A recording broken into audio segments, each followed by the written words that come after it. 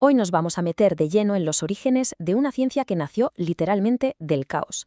Vamos a hablar de la sociología y de los tres pensadores que se atrevieron a buscarle un sentido a la locura de la modernidad. A ver, situémonos por un momento en la historia. Estamos en el siglo XIX y los cimientos de la sociedad, que llevaban siglos pareciendo inamovibles, de repente empiezan a temblar y a romperse en mil pedazos. Y el motivo no fue uno, sino dos auténticos terremotos: la Revolución Industrial y la Revolución Francesa. De repente, la forma de trabajar, de vivir, de organizarse, todo, absolutamente todo, estaba cambiando a una velocidad de vértigo. El viejo orden feudal sencillamente se desmoronaba. Y claro, en medio de toda esa incertidumbre, de ese caos, surge una pregunta que lo cambia todo. Si Dios y la tradición ya no servían para explicar el mundo, ¿qué demonios lo regía ahora? Hacía falta una nueva forma de mirar la realidad. Para entenderlo, esta será nuestra hoja de ruta. Primero, nos sumergiremos en ese contexto de cambio brutal. Después, veremos cómo nace esta nueva ciencia. Luego, nos centraremos en una figura clave, Karl Marx y su idea del conflicto, y para terminar, pondremos su legado en perspectiva con el de los otros padres fundadores. ¡Empezamos! Primera parada, un mundo en transformación.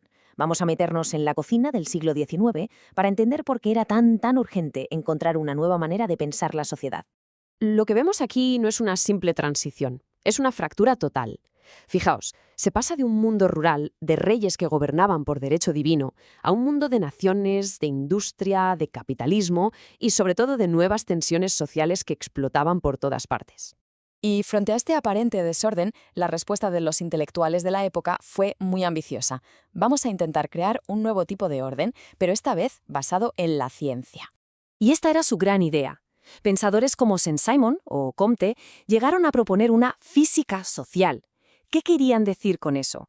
Pues básicamente, estudiar la sociedad como si fuera un cuerpo vivo. Su objetivo era encontrar las leyes naturales que la gobernaban, para poder diagnosticar sus enfermedades, o sea, los conflictos, y, en teoría, curarlas. De hecho, Auguste Comte, que fue quien le puso el nombre de sociología a todo esto, estaba convencido de que el saber humano había pasado por tres fases.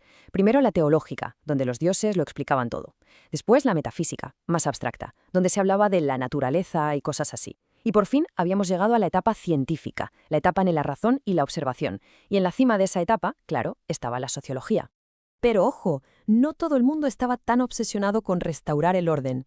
Hubo un pensador que le dio la vuelta a la tortilla y propuso una visión radicalmente diferente. Para Karl Marx, el desorden, el conflicto, no era una enfermedad, era el mismísimo motor de la historia.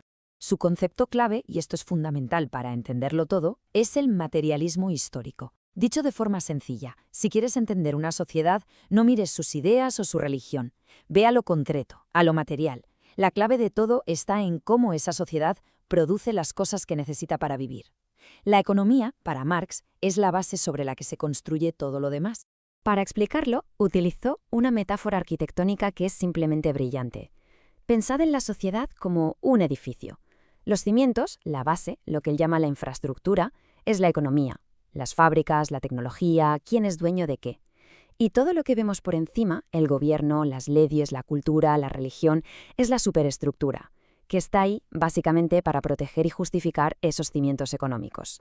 En el capitalismo, esa base económica se define por una lucha a muerte entre dos clases sociales con intereses totalmente opuestos. Por un lado, la burguesía, que son los dueños de todo, de las fábricas, del capital. Y por otro, el proletariado, que lo único que tiene es su fuerza de trabajo para venderla a cambio de un salario. La lucha es inevitable. Unos quieren maximizar el beneficio y los otros, lógicamente, intentan sobrevivir a la explotación. Entonces, para Marx, ¿cómo avanza la historia? Pues él lo describe casi como una receta en 3 pasos.